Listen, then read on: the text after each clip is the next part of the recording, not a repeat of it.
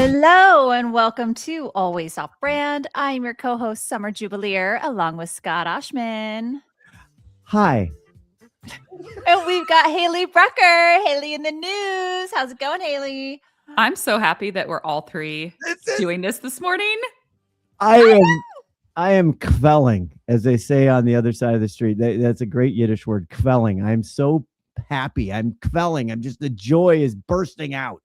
I love it. Gosh. Well, because we all took vacations at separate times. Yes. Yeah, we did. Yes. Yeah. But I have a hot topic question for you guys today. I love Oh, this. really? Yeah, Because Summer and I talked yesterday, and we were just like, what are you going to tell? Would you have a story? And she's like, I don't know. I've been to zillions of places, but no. Here's the thing. Do you like cheese on your chicken nuggets? Cheese on chicken nuggets? Okay, No. so your faces tell me everything I need to know. I've never even heard of that. Wait, you've never heard of cheese on your chicken nugget? Why do you have a Whoa, chicken wow. nugget just right next to you? Listeners, Well, I'm she having is my just- snack. she Is that just- like These are Ursula? Did you just cook up Ursula from These are- outside? Dino nuggets? Dino Yeah, the nuggets. dinos. Giant I love the dinos. Dino Dinos are nuggets. huge. So So what? are you just making a poor man's chicken parm? You know, so here's the thing. Do you like chicken sandwiches? Like a Chick-fil-A sandwich? Who eats a Chick-fil-A sandwich or something? Like a Yeah. I like. Do you like the cheese option on your Chick-fil-A sandwich? I do like a pepper jack on it. Okay, so Yeah. I like American cheese because I'm from the South. And I love cheese on my chicken nuggets. So I had this party on Saturday night, which where my kid downloaded Snapchat with a drunk friend of mine. That's a whole nother thing. It caused a whole uproar in this house because we don't do social media, especially teenager social media. And that's a whole nother story. But so me and my friends are sitting around drinking a lot of wine, having game night Saturday night. And somebody's daughter came for a little bit of it. And then dad came and picked her up so we could continue drinking. But I asked her, I said, hey, do you want cheese on your chicken nuggets? And it caused this entire uproar and this debate within like 10 friends of mine.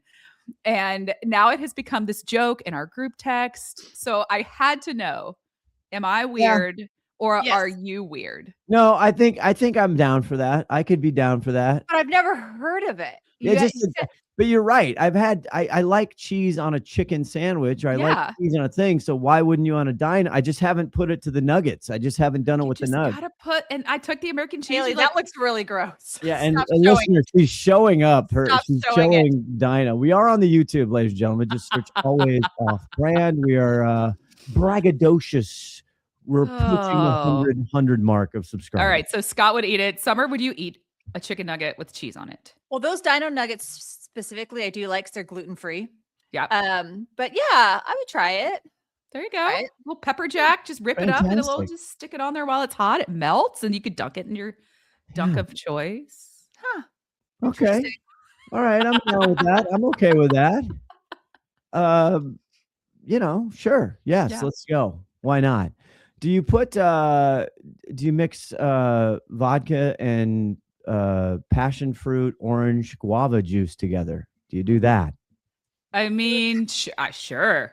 Because I was doing it every day in Hawaii. Oh, so it's passion fruit, guava, and the vodka? Yes, it's so good. That sounds like a hangover waiting to happen. It's a lot of sugar. It's so that is a lot of sugar, That was my appetizer. Then I was Mai Tai Scotty. I was Mai Tai Scotty every day. And this is the thing, my family, like nobody wants to go out and have a good time. We go to dinner and everybody's like, I'm so tired. And blah, blah. I'm like, let's go have a drink. Let's go sit by the beach. Come on, let's go. I'm Mai Tai Scotty. Oh, I don't like Mai Tais. Oh God, in Hawaii. Like Mai Tais either. No. Oh, so good. I love them. I had to go around and I was obnoxious because I have to test everyone. And I had a whole thing of my choice for the number one Mai Tai. So okay, my drink of choice when I was in the Bahamas was a God. We are bragging so hard. Pineapple mojito, and they would muddle the pineapple with the mint. Wait a minute. Oh, so I thought you like pina coladas. Getting caught in the rain. Yeah, we were jamming to that yesterday. I love a pina colada, but I wanted to share with the group about something like unique. Yes, that is unique. Although I did find out I prefer a double shot pina colada is what I learned. Oh, hey. That's like a meal and a drink and you're just happy. Have you ever asked a bartender, and we're going to talk about bars here soon with our fantastic guests coming up, but have you ever known, so bartenders typically hate making mojitos. Did Yeah, you? 'cause it takes too long. Yeah. So I used to love mojitos, and then I'm like, God, I kind of feel bad about it. Oh my God, Scott, you need to go through perimenopause because then you'll just stop caring about everything. Because let me tell you, I'm there. Can I'm you- there.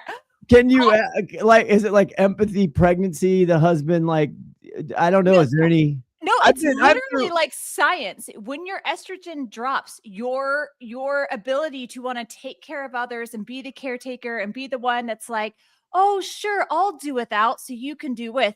Done. Those days are gone. No more. It's not in me anymore. So I'm like, make me all the mojitos. I don't care how long it takes. I'll give you an extra tip. Like, make this happen. This is my joy. So my friends and I were walking around Waikiki Beach one year, and we really wanted a mojito. And we went to 2 different hotel bars on the beach. And these bartenders were so rude. They're like, "You must not be from here. We don't do mojitos." Whoa. What? And I was like, "What? We're in Waikiki. Like, why would you not do mojitos?" And they're like, "That's a Cuban drink." Oh, come on like- now. I mean, he's not wrong, That's but just poor taste. Right. I'm sorry. Like, do they not have Italian restaurants in Hawaii? Yeah. God, sorry. Do they I don't know. Hawaiian food? That's hilarious. Yeah, no, that's kind of silly. Speaking of great times, speaking of, I'm trying to working here. It's so great to see both of you. First, just let me just say how happy this makes me. Sames. What a thrill. But speaking of adding another new friend to the program, and I feel like we're gonna be hanging out with this guest. Let me start this new music, which isn't as good. Oh, It's kind of cheesy. this is what we've had to resort to. I don't in know. 1980s. I'm struggling here. We could go here.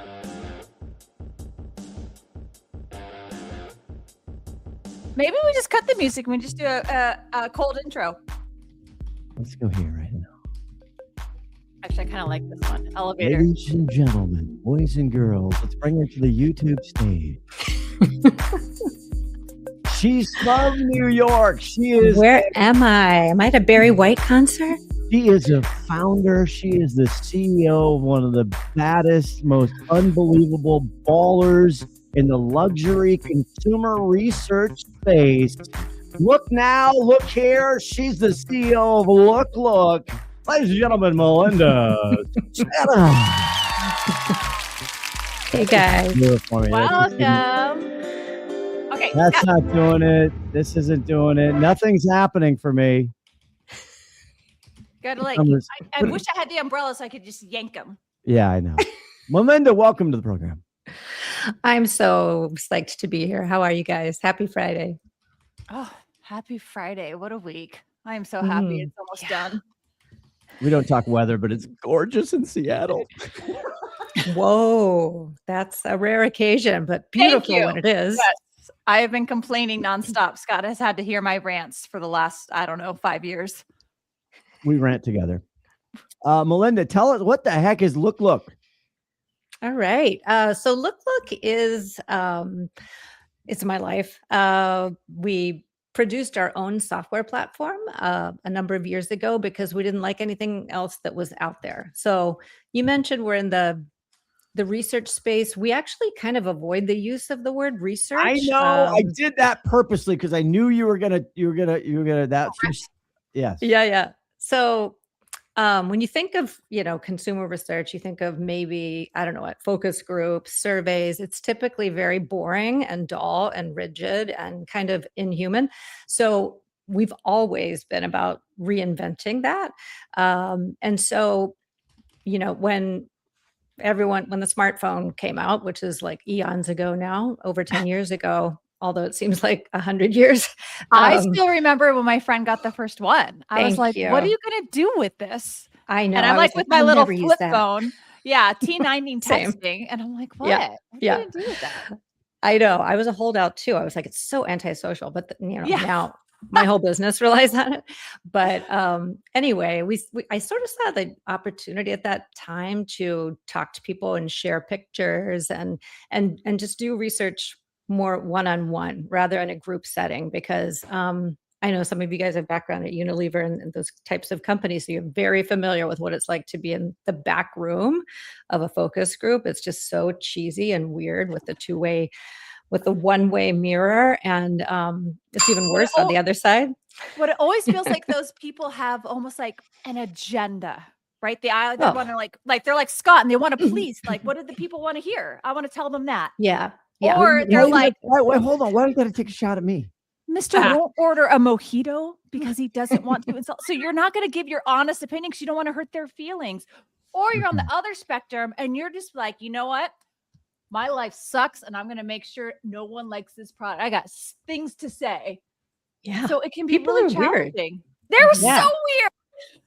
People are weird, and they're weird when you put a bunch of strangers in a room and ask them to drive to a strip mall, and sit with each other and try to have an intimate conversation with strangers about Tide or whatever. So anyway, I wanted to really reinvent that. And so what we built is very simple. I'm entirely bootstrapped. We built the software ourselves, and it's just a simple, elegant chat platform. So it feels super intuitive. It's nothing that people have to download or get a tutorial on. It's just chat, and then we have really robust analytics on the other end, and it's invite only. So we have sort of a niche in the luxury space. So it's not the general public. We're not cramming surveys out to thousands of people. We're looking to have intimate one-on-one conversations where we exchange a lot of visual media. So we always, we want to see inside people's makeup drawers and look at their handbag collection or whatever it is. Cars, we'll ask them to go sit in the passenger seat and talk to us about how they feel when they get into their car, that kind of thing. We'll even do, screen recordings, which I discovered when I was watching my teenage son do Snapchat, and how they would screen record to avoid it disappearing. I was like, that would be a good way to see what people are doing online. Yeah. So that exactly. So that's like a tactic for us. So it's a very visual, back and forth dialogue. And then those data points are just like gold for us. And it allows us to really capture what's happening now, like what are people thinking, buying, looking at, browsing right now. Malinda, I love this concept. What did you find that brands were missing doing it the traditional way?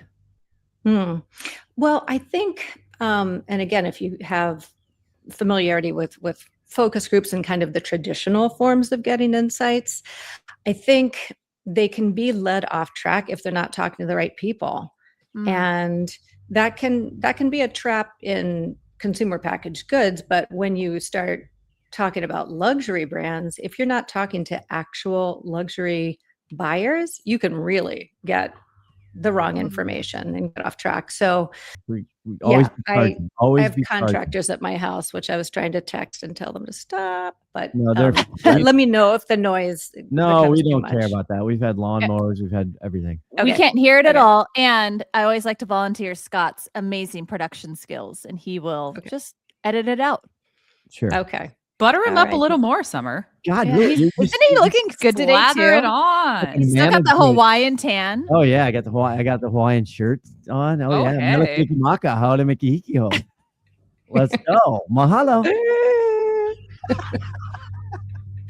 Okay. I love this because it is you're personalized research or whatever, focus group, however you want to call it. But I kind of, you talk about how they're just kind of your peeps. These are your peeps. I mean, you have a different word for it, but these are your people.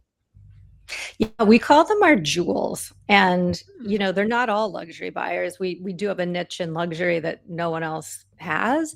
But we do work for, the Panera Bread Company. We do work for Google. We do work for non-luxury clients as well. But we do have some super heavy hitter French luxury houses and, jewelry houses and luxury car companies. So what we've done is we've kind of cracked the code on how to attract luxury buyers into this world of market research, because honestly, they really hadn't been a part of that world, because luxury brands, didn't think it was possible to get them into the exercise of giving their opinions, because usually, money doesn't really matter. We do pay them, and the money, is incentivizing to them.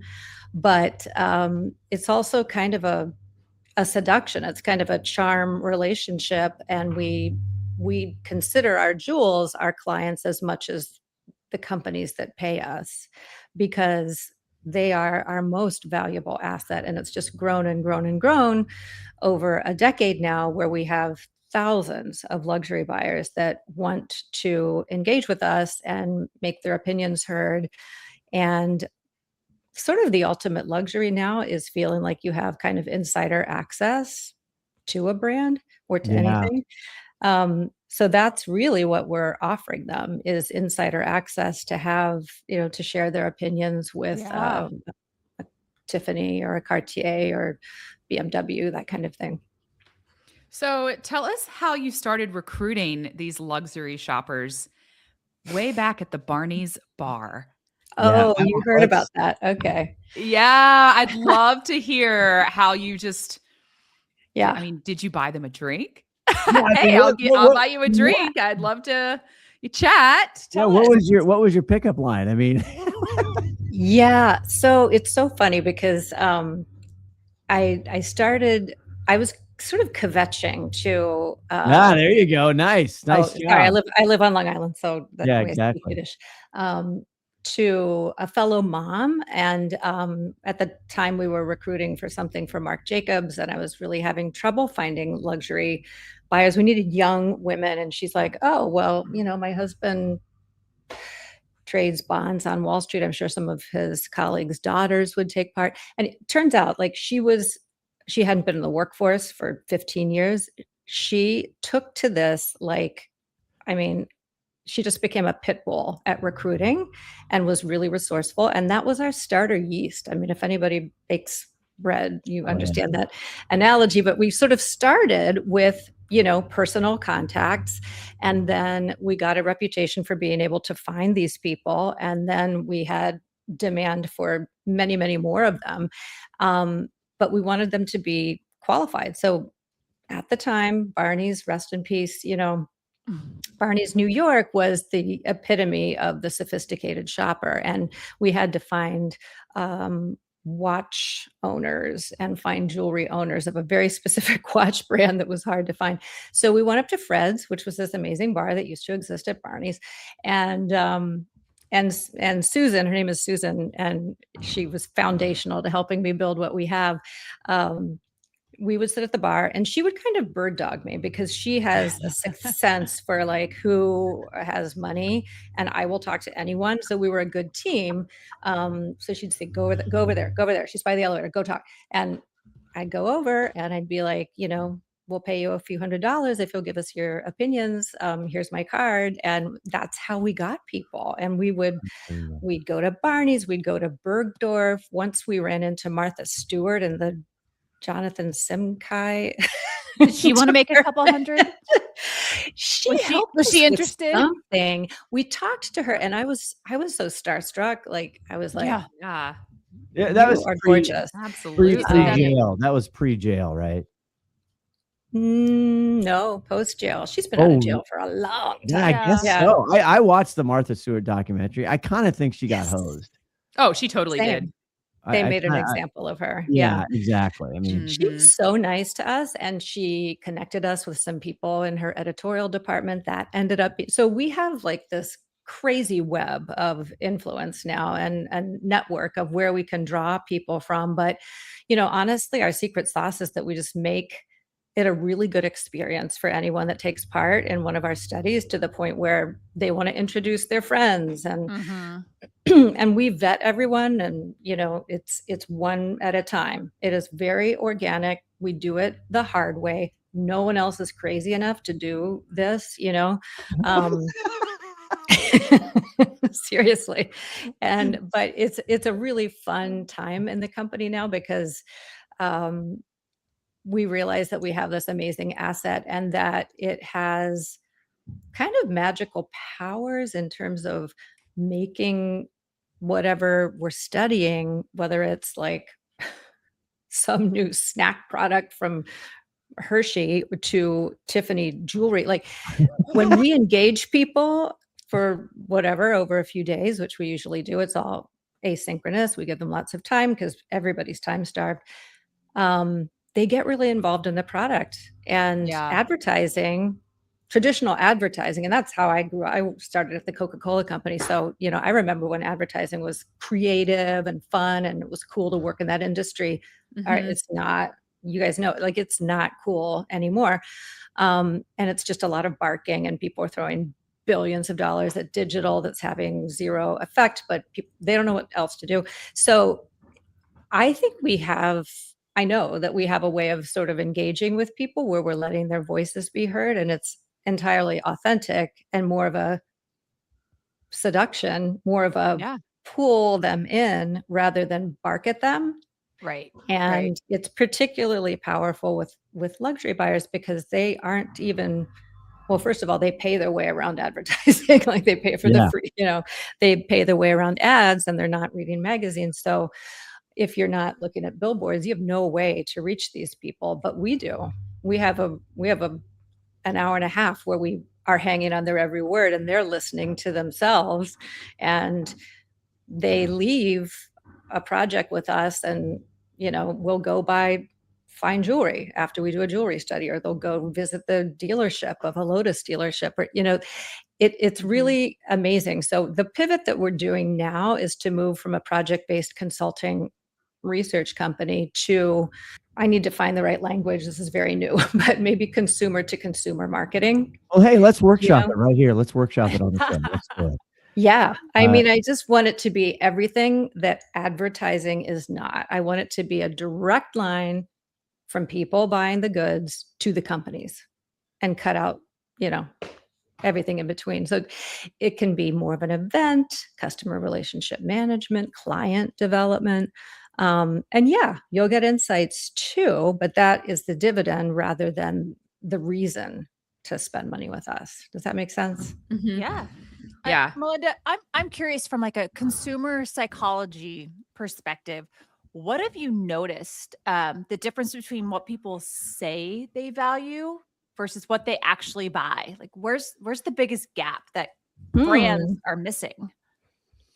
Damn, hold on. She's got to get a bell. That was a pretty good question. Thanks that I did pretty good, Scott. That's pretty good. I think we were talking about this before the pod, there's what people say, and then there's what they're actually purchasing. Yeah. I think there's a lot, particularly in the United States right now. I think, and this is a trap that our clients can fall into. They think that decision making is very considered and logical, and it's just not. Emotional. What's an emotionally driven thing, it's also super random. We're hit, with messaging at so many different points. People make decisions kind of randomly in some categories, even in the luxury category, like luxury beauty, for example. People in the States don't have one moisturizer, they have 5, and they just have multiples of things. Yeah. Can I validate that? I mean, that should be, there probably is, but like a picture of a woman or anybody actually now, the bathroom counter, it's unbelievable. Yeah. It's out of control. So, well, I'm not going to say that, but we're asked all the time to sort of map these journeys and tell people to break it down and describe like, well, what's influencing you here? What's influencing you here? People are just acting emotionally and randomly. And it all comes down to entertainment, really, at this point. Like what is managing to break through and get your attention and make you laugh and make you think. And that's how a lot of purchases happen. Yeah. So I think that, to answer your question, Summer, I think that's a misconception. Also, people always say they're so careful about spending and pricing these days. We see so much impulse buying across categories that I think Everyone likes to act like a rational consumer, but there is no such thing. The amount of stuff I keep throwing out of my house tells me I am not that person. I am not someone that's rational. I'm like, oh, it's 10:30 at night on Instagram. I'm like, that sweater I need. I need it. Yeah. Like no, supplements, for example. Supplements are a huge growing category. Like it's almost supplanting. Like thick skincare went crazy during COVID. Like Yeah. suddenly, people were indulging in 10-step routines and had time at home, and it became self-care, and women got so educated about the ingredients and skincare. It's really transformed that category within the beauty category. Now it's longevity and feeling good and getting educated via social media and Substack and the rest of it on all this new cutting edge research that's happening around cognitive function and how the brain fog that comes with perimenopause and menopause, and our focus is 90% on women. We do talk to men about cars and watches and stuff, but we do a lot with women. And As you should. like someone needs to. Yeah, exactly. As my wife says, sorry, Eva, if I see one more dick ad, I'm gonna go nuts. Nobody's talking about my problems. Earmuffs, Eva. Earmuffs. Sorry, Eva. No offense, Scott, but it's like women do tend to make a lot of the decisions too. Yeah, that hasn't changed. That has not changed. Like from the 1950s. 100%. It has not changed.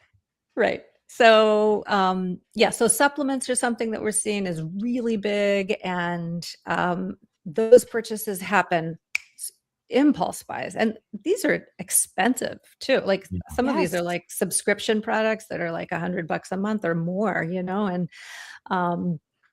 and people are looking across the globe. It's a very global phenomenon. I was in Japan 2 weeks ago, and I visited this supplement company that makes NM, and then how Japan Japanifies everything. Like they'll take a concept created elsewhere and they'll just like make it the best in the world. So they're spinning out this luxury level, like incredibly high potency NMN, which if you're into this stuff, then like it leads to NAD booster. And so wait, is this supplements or yes, it's a supplement. Yeah, okay. It lowers your biological age. Like it's insane what's happening with the availability of some of these. Just send me the link. I will. Just send me the link. I think it's on our Instagram. Yeah. Great. So if you're not following Malinda Sanna on Instagram, you should, for multiple reasons. It's fun, it's informative, it's fantastic. Well, what do you think luxury that means, though, versus Malinda? 100.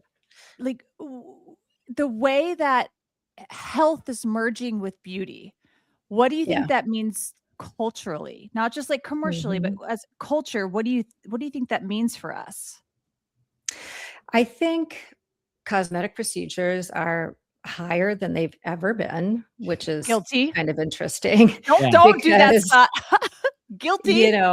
It's so interesting because everyone wants to look natural and the no makeup, but they also want to look their best, and there are so many new types of procedures that are less invasive now. I interviewed someone in LA yesterday via Zoom. Her name is Dr. Nigma Talib, and she's a naturopathic doctor. So she's like a real for sure doctor, but she also does skincare and she does invasive and non-invasive stuff. I mean, she's like, people are getting rid of their fillers now, but I feel it like it looks artificial. You have no idea what you've just tapped into with Summer Jubilaire. Well, I'm a Real Housewives person. I love to watch the Housewives. And what I found really interesting, this latest season of Beverly Hills, is that a lot of people were commenting on, oh, I love how the ladies' faces are moving more. They're more natural. They're getting rid of, they're lowering their and I was like, right. That's the trend. That's the newest trend. I think it's we just keep swinging the pendulum.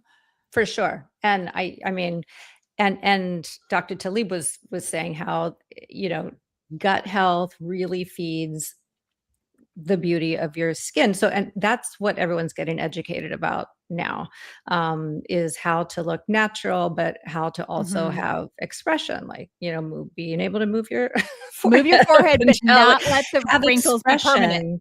Yes. Yeah, and if your neck's bothering you, get a neck lift or whatever, but I think there's like a lot less stigma and judgment, Yeah. but Yeah. desire for authentic beauty and feel good beauty. Because if you don't have your shit together and your Yes. hormones are messed up and your life is out of whack, you're not going to look good or feel good. So I think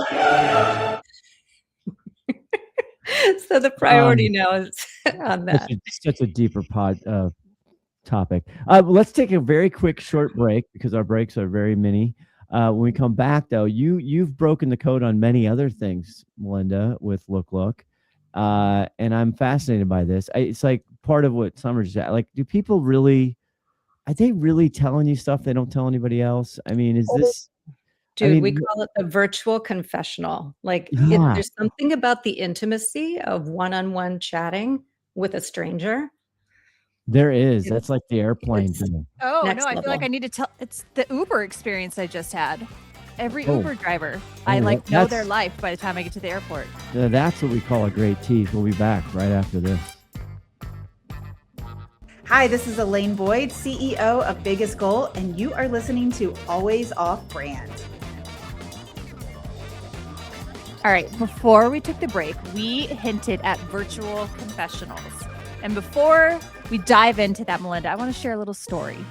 So Please. on Monday, I was flying to San Francisco, hopped in the Uber. Uber driver's like, hi. I'm like, hello. And he's like, oh, are you traveling for work? I was like, yeah, quick trip, just going down to San Francisco. He's like, oh, yeah, my mom lives down in South San Francisco. I was like, oh, great. He's like, yeah, she just left me here. And I was like, oh. And he's like, 55, 60 years old. I was like, okay, mama's boy, like, you feeling a little salty that your mom's not here to take care of you? Like, what? How old's the mom? 85? Yeah, exactly. I'm like, what's wrong with you, dude? Story gets better. So you could tell he keeps wanting to talk. He's like, what do you do? I'm like, I'm in the supplement space. And we kind of start talking about that a little bit. And then he begins to tell me this story on how he is adopted and his mom was dating this guy, and he showed up one day all in a suit and was like, hey, I can't go out tonight. I got something to do. And she thought he was cheating on her. So she ghosted him. And he was meanwhile going to go interview for a job, took the job, moved to Hawaii, which apparently she's always wanted to live in.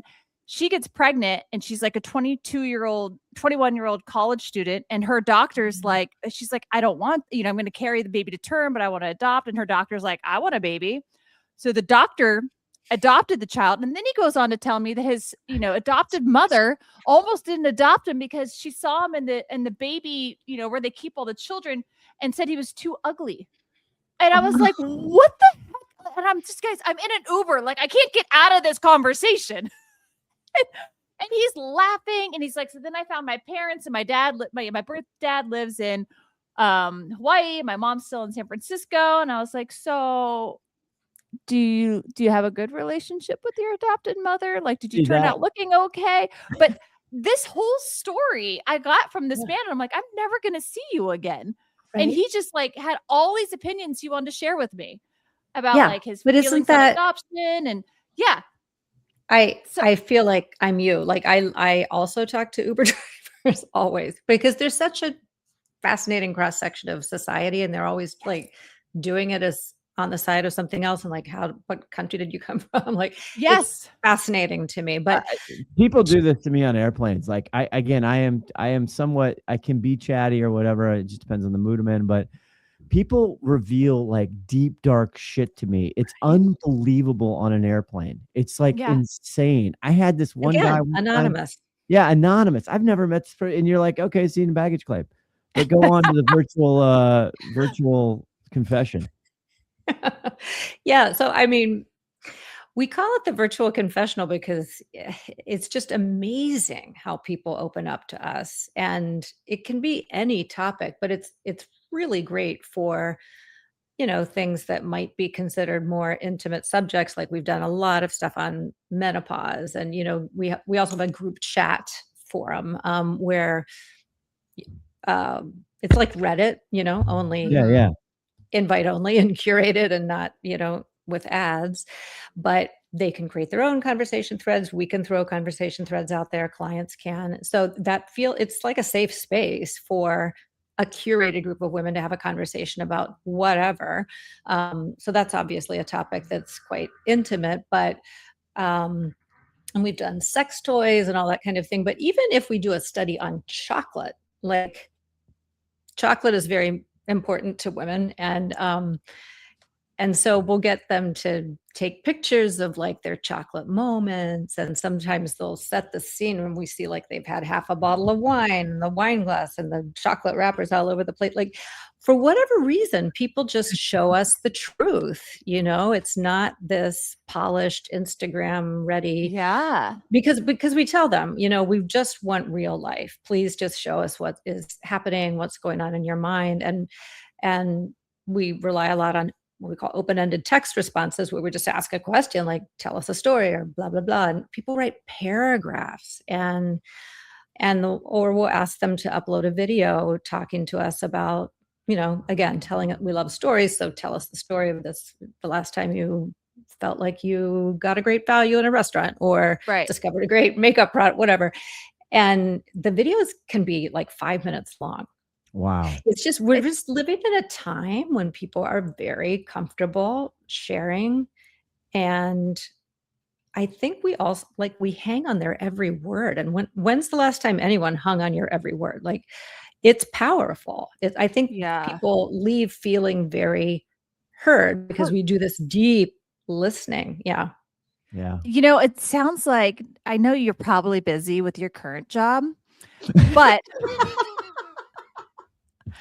Virtual Confessionals would be a fantastic pod name. It would be. And taking these stories and doing a podcast, I think would be so interesting. That's where I want to take things. I mean, my Substack is actually called, it may be under my name, but I think it's called the Virtual Confessional. Same thing on TikTok.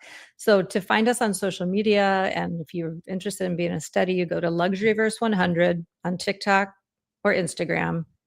But on Substack, we call it the Virtual Confessional.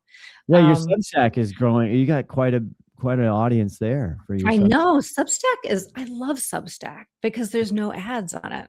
Yes, it's very clean. It's so refreshing. Yeah, I love Substack. More of Summer's Virtual Confession, but the True Confessions. So is this part of the whole thing where you talk about the dirty little secret panel companies don't want brands to know? I mean, is this all kind of part of it? Is the fact that these are all curated? This is back to voting, right? There's a lot of very good data, empirical data over decades that people actually don't, the polls, why they're garbage is because people don't tell the truth. They do different, their behavior's different. Let me tell you why those are garbage. Well, garbage, garbage, I tell you. They're garbage. First of all, no one's paying those people, so the people that are actually going to give up their time for free is that really who you care about?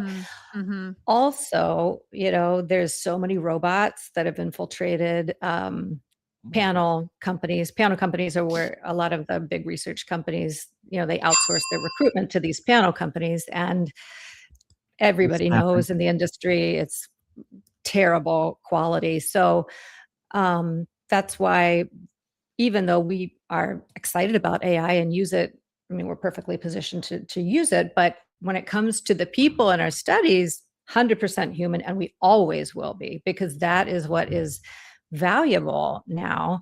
And what's interesting is we're seeing, like, as AI infiltrates our day-to-day lives, like, people are really valuing personal word of mouth. Like, we ask all the time, where do you discover? Personal word of mouth has surpassed social media now. We're becoming so tribal and dependent on the people we know and trust. Yes. Malinda, Go ahead, Sam. Well, I was reading this on your LinkedIn. How do brands then tap into that? We know word of mouth is what we're supposed to be focused on, but how do you get word of mouth? How do brands tap into this?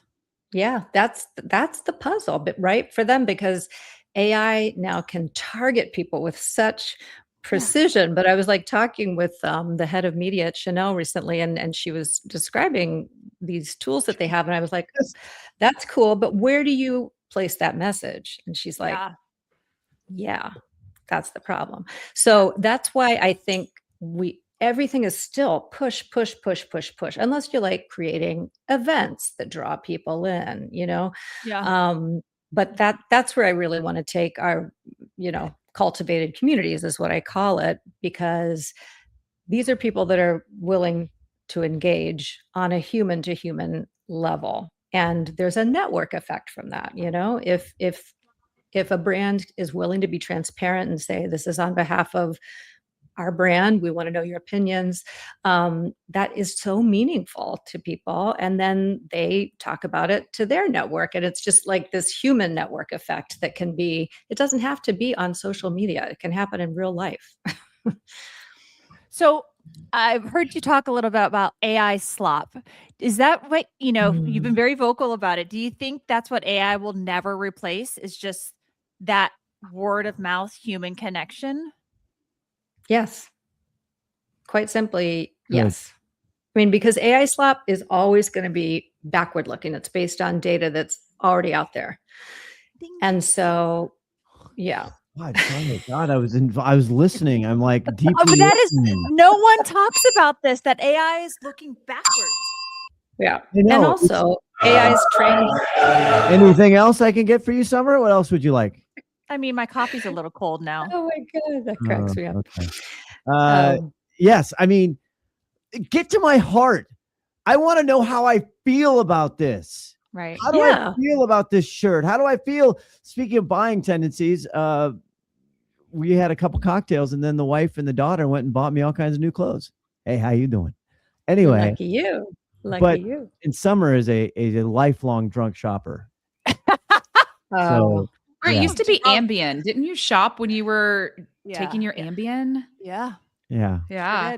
Some people do other things with vices, that I think this is a good habit. Malinda, so you're not alone. So AI, yes, there's a lot of trends about basically, the counter culture of AI, and people want real stuff and real things. Right.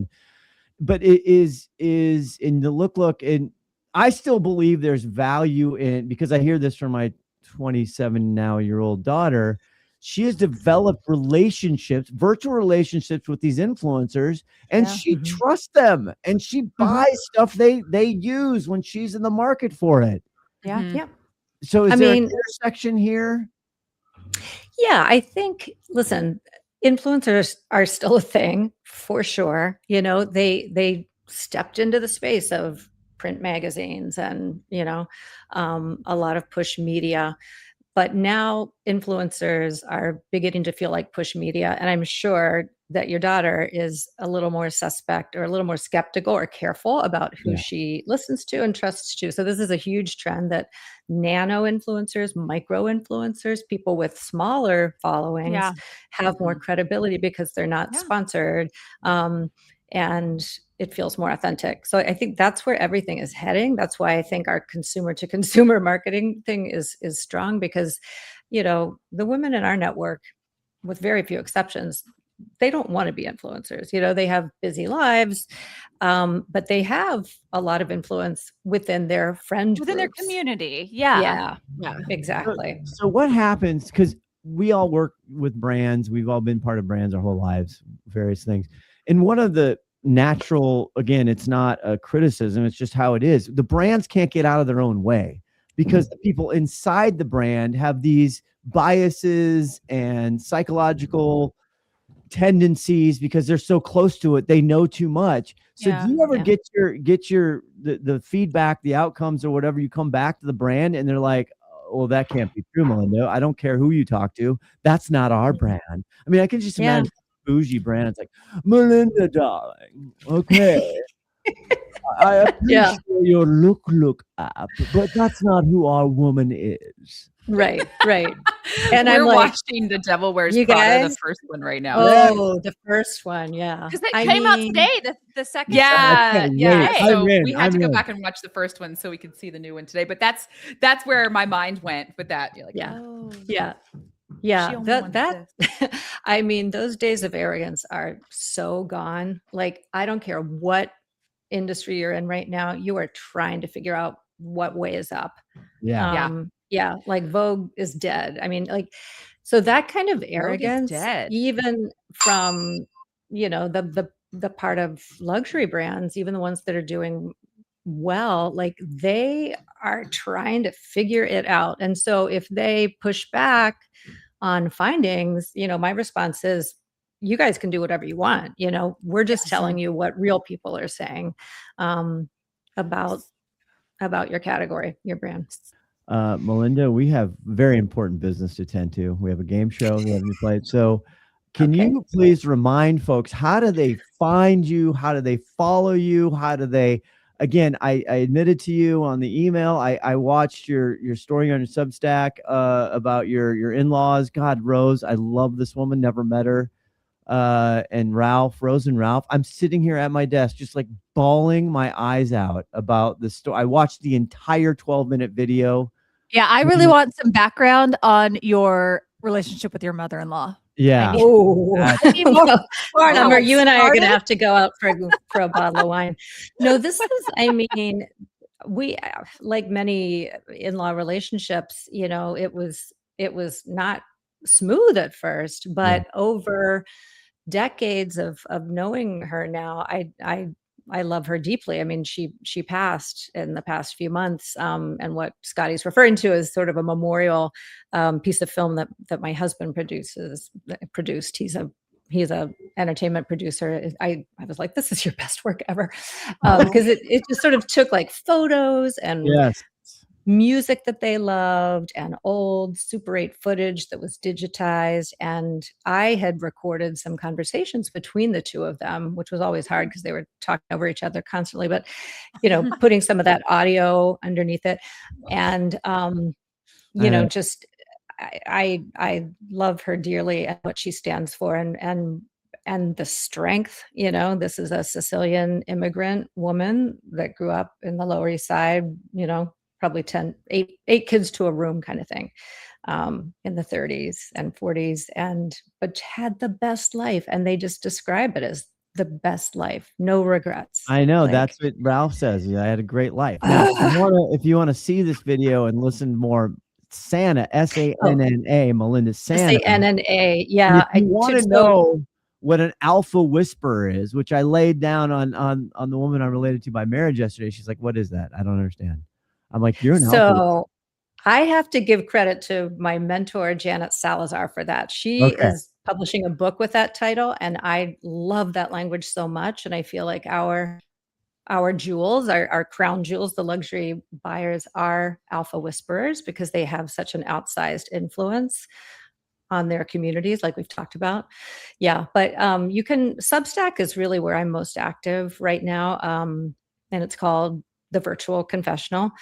It's free. We don't charge. And then you can find me on LinkedIn. You can under my own name, Malinda Sanna. And then we have the Luxuryverse 100 on TikTok and the Luxuryverse 100 on Instagram, which we, it's nothing super slick or professional, but we post there with some discoveries from these amazing women as they're making discoveries, product discoveries, and independent luxury brands, that kind of sort of inside scoop.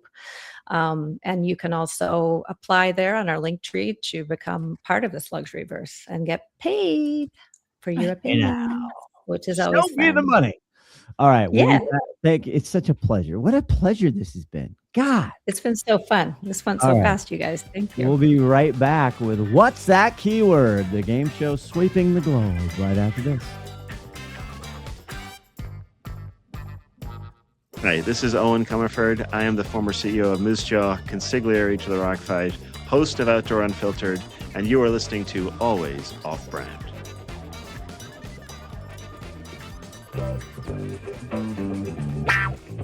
Finally, a game show nerdier than an Excel V lookup. It's time for What's That Keyword? Here's your host, Hayley on the news. Well, we have a special treat today because our guest Malinda stuck around to play What's that keyword? All right, Malinda, you're new here, and we just learned this is your second podcast, so we're gonna break you in here. I have no idea what this is. So initiation by fire, right? Like, let's go. Awesome. You're perfect. You have no idea. You're perfect. No clue. All right. Since you're new, I'm going to lay down the rules. I'm going to give you a product that is sold on Amazon.com. And you have to guess the keyword or keyword phrase that someone typed in to buy this product. Okay. Here's a little hint. It might be outside the box. Okay. Think a little wild, sometimes a little naughty. You never know. All right. Your first product is a 2-slice slim toaster. I knew you were going to say toaster, and I have a great story about a toaster for another time. I hate toasters. You'd love mine. 2-slice. All right. It's a 2-slice slim toaster, so it doesn't take up a lot of room on your counter. You know, Wait, do you have small kitchen? Do you have the Cuisinart toaster? Something? Me? No. Go ahead, Melinda. I think I might have the Cuisinart toaster, but I think these toasters are like so huge and multifunctional now that if I would say cheap. Cheap is the keyword. Ooh, cheap toaster. She's going for cheap. Cheap toaster. All right. I'm going with compact toaster. Compact toaster. Okay, Scotty. God, I thought about this in the shower this morning. I'm like, keyword game. I gotta get my game on. I gotta do better. Mother's Day toaster.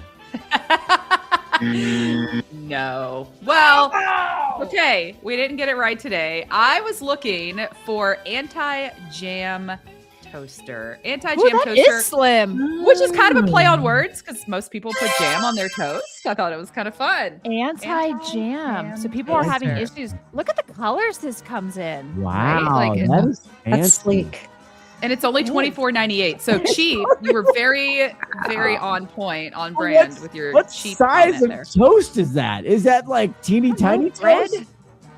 No, that's the gluten-free toast that I get. It's like it's this tiny. Oh, it's made for Dave's Killer Bread. Oh, there. I know I that. do like the Dave's bread.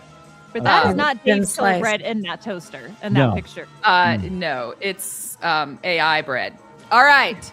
Guess what, Malinda? We've got another one. All right. Your next product is a tropical Celsius. You inspired me with this one this morning. Ooh, yeah, man. What flavor is your Celsius this morning? What do you have? This one is wild berry, sparkling wild berry, which is not my favorite. I like lemon lime, but I'm out of those. Yeah. Well, we've got the tropical flavored Celsius. My husband All right. loves these. I Okay. should know this. Anyone? Come on, guys. Anyone? Let's go. I'm going to go with mimosa mixers. Ooh. Non-alcoholic buzz.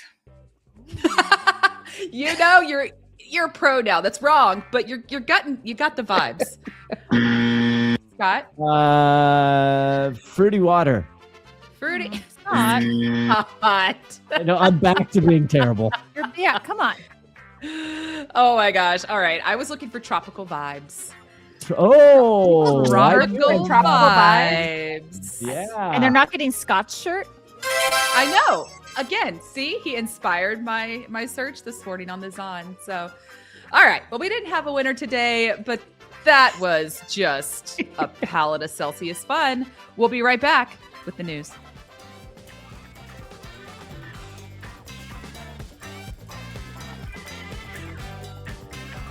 Hi, I'm Megan Caroon. I'm the CEO and founder of Clear Data, and you are listening to Always Off Brand. Well, that's all been fun and games, but it's that time, the time America has been waiting for. It's time for the news. Extra, extra, read all about it. Hot off the press, folks. Hot off the press. Newspapers, 10 cents each. God, you are so good. Look, I wish a newspaper cost 10 cents. Listen, do they even make newspapers anymore? Yeah, I get one Is that every even a Sunday. thing? I'm 100 years old and I love they- it. Do they even make dimes anymore? Wait, they definitely don't make pennies anymore. No, they stopped that. Okay. Listen, TikTok Shop is kind of, it's having trouble taking off, right? They stopped the drop shipping part. They said, nope, you've got to fulfill it through us in order to be a part of this program. The adoption rate has still been low. The entry is just expensive. I think brands are kind of questioning it. I think I'm questioning it. Like, I'm not recommending it right now to my brands unless it's very, very niche. I think there's several scenarios, but they just rolled out an aggressive fee cut for the US sellers in a lot of different categories. Okay. Anywhere from 8 to 15%, they're cutting these fees.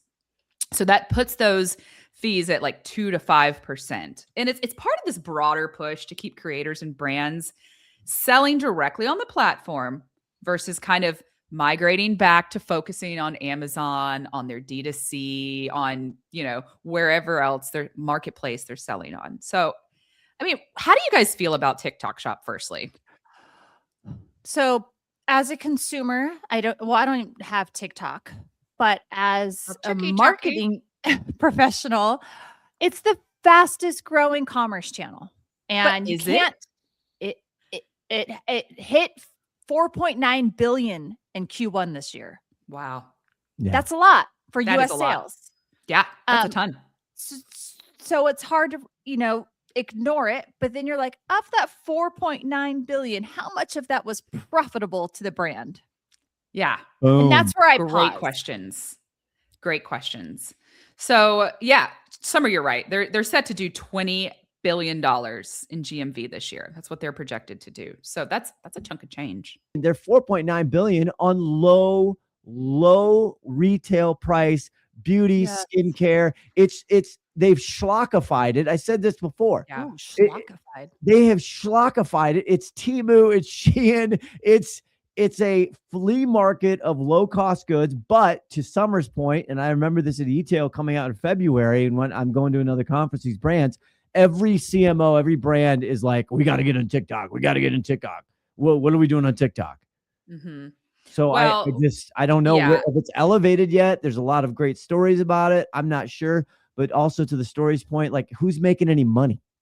Well, and right now they're kind of being labeled as the loss leader marketplace. So you're right. It's not profitable for a lot of brands. But like we just talked about with Malinda, UGC and that trust that we've got within the micro, the macro, the nano influencers, their audiences are so influenced by what these creators are posting that they're more likely to buy it. But, as the loss leader, these brands are expected to have deep discounts, coupons, etc. So are these fee reductions going to be a new normal?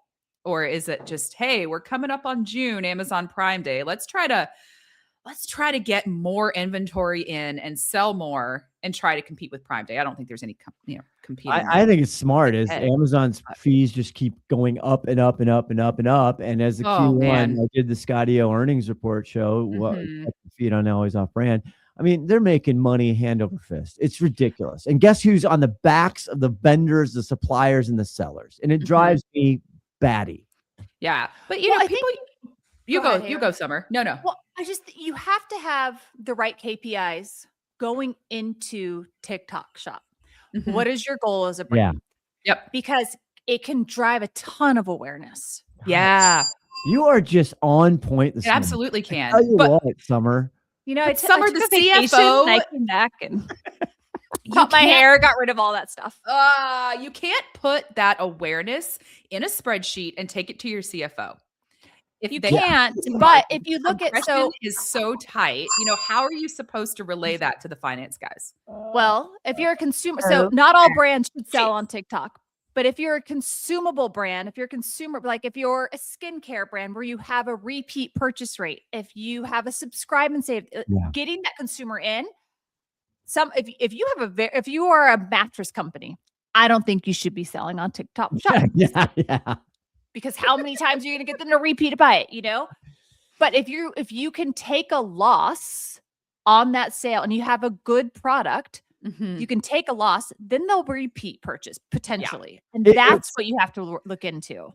So there's no doubt LTV, that lifetime value is, 6 to 8x on a consumable, sometimes higher. it pays for itself, right? There's no hype cycle around. There's no question. It is a massive discovery machine. To your Yeah. point, Summer, if you look at your, you love the funnel. It's your favorite thing, the funnel. You like a funnel. You do love a funnel. So it's massive in discovery. There's no doubt about it. You have to have good content that people want to look at, and you have to constantly be doing it. So it's a full-time job. And if you're not willing to fully invest and go all in, you don't bother. Right. You're right. I love it. I love to hear All that. right, guys, this was great. We're so happy to be back in the saddle. We'll be right back with Summer's favorite part. It's the wrap up, folks. I'm Eric Scheinkup, CEO of The Desire Company, and you're listening to Always Off Brand. Scott, listen, I don't know how you find some of my people, but I am obsessed with Malinda. I know. I mean, when I read her bio, I was like, luxury? You want to talk luxury? Skincare? And you talk to people to hear their opinions? Like, this is just a gossip thing. Like, yes, let's chat. It is a gossip. That's exactly right. Oh my God. Did you hear? So Summer bought this. Summer did this. Yes. Hayley bought this. Listen, you got the biggest compliment from her too, because she said that you looked like a younger her and she was beautiful. Well, she said she thought she was looking at a younger her. Right. Not that I Sorry. looked like her, but I'll take what you said first. And She's she stunning. is a powerhouse. Like, she has come up with a fabulous business idea. She's great at what she does. Sounds like she has like a gold mine worth of networks and, people around her. So, But it's only as good as the brand is willing to hear the information and do something with it, which is what she said. She said, look, if they want to say like my data is not correct, it is. This is what your consumer's saying. Just because you want to believe your consumer thinks this way doesn't mean it's true. And brands need to hear this, especially annually, because think about how much changes in a year and what happens culturally and what's going on in the industry for consumers really affects what kind of branding and marketing you should be doing. Yeah. LookLook.app. That's what you want to go. LookLook.app. That's where you can find all the cool stuff. So, and I'm going to be like bugging her every week. Where's that podcast for virtual confessionals? You're going to be, maybe I should pitch her on producing that. You're going to be one of the participants, aren't you? This could be a whole new thing for you. I mean, I don't need a stranger in order for me to spill my guts. That is true.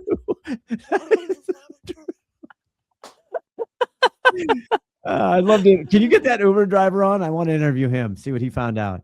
But guys, it always comes down to what?